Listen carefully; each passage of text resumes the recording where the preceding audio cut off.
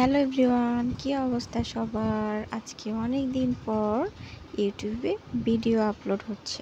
আসলে সার্বিক এই পরিস্থিতি নিয়ে মনও ভালো থাকে না, আর ফেসবুক পেজেও তো ইউজ করতে পারতেছি না। তো যাই হোক, দেখা যাক, এখন ইউটিউবে নিয়মিত হওয়ার চেষ্টা করব।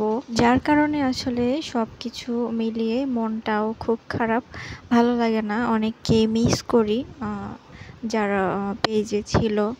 তো এই তো দেখেন, ওয়েদারটা কত সুন্দর, একদম বৃষ্টি তো অলরেডি হচ্ছে, অনেক বৃষ্টি হয়েছে। আর এইখানে আমি বারান্দায় আসলাম। বারান্দায় আসার পর দেখেন আমার গাছগুলা কেমন একদম সবুজ হয়ে আছে। আসলে বৃষ্টির পানি পড়ার পর এমনিতেই একদম পাতাগুলো ফ্রেশ হয়ে যায়। এই তো দেখেন আমার টুকটুকিগুলা, ওদের একটা ছোট্ট বেবি হয়েছে, ওটাকে নিয়ে ওরা বসে আছে।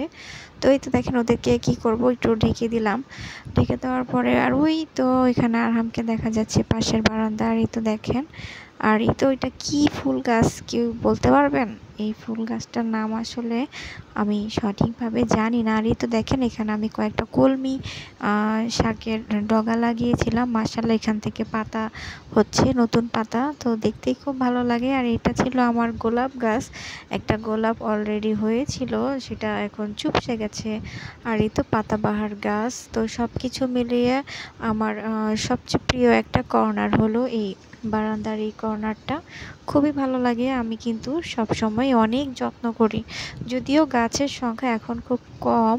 একটা সময় গাছ অনেক বেশি ছিল, কিন্তু মানে যাই হোক, সময় সুযোগের কারণে যত্ন নিতে পারি নাই, যার কারণে সেগুলা নষ্ট হয়ে গিয়েছে।